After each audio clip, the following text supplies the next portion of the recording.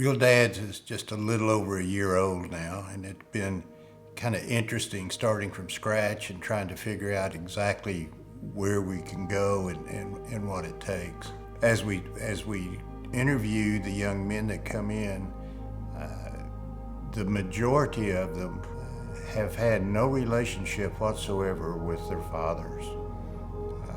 Many would report grandparents as their guardians and bringing them up, and others had uncles and aunts and so forth, but they're missing the father figure in their life.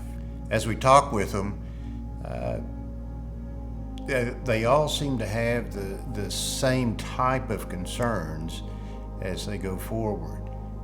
Finances obviously would be one of them, and how to deal with medical care and this sort of thing. But as we talk with them, it becomes clear that they're really looking for answers on how to deal with a pregnancy and with becoming a father and the things that accompany that.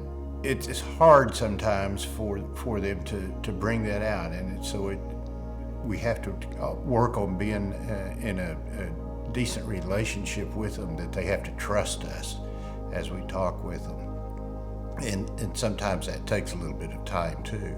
The overriding thing is they're searching for how to be a father, but they don't really know what questions to answer or to ask. And so it's helpful that we have things, courses and so forth, and some documents that we can give them and things that we can try and talk through with them.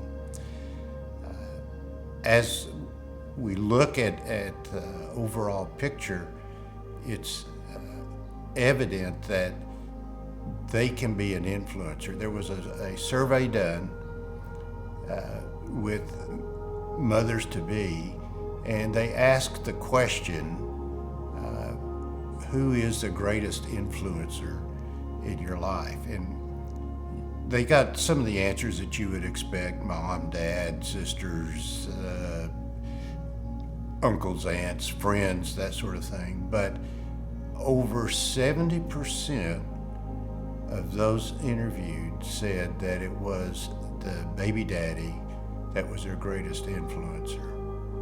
And on that basis alone, we need to reach those influencers.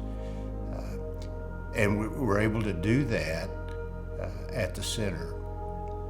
And it's kind of heartwarming when you speak with Dad and talk to him about being a father and leading a life where he can contribute to both the mother and the baby. And they warm up to that thought. One of the things that all of us are concerned about, of course, is the Supreme Court and the decisions that are going to be handed down at some point. And there's prayers offered up, and there's people that are anxious about their decisions, and there's situations where there's just fear and trepidation on what's going to happen and what the results are going to be. But as we sit and talk, either in the counseling room or the coaching room with the young men, if we can work with them and change that abortion-minded or abortion-vulnerable individual to decide for life, to have that baby and carry it to term, we have, in fact, overturned Roe v. Wade.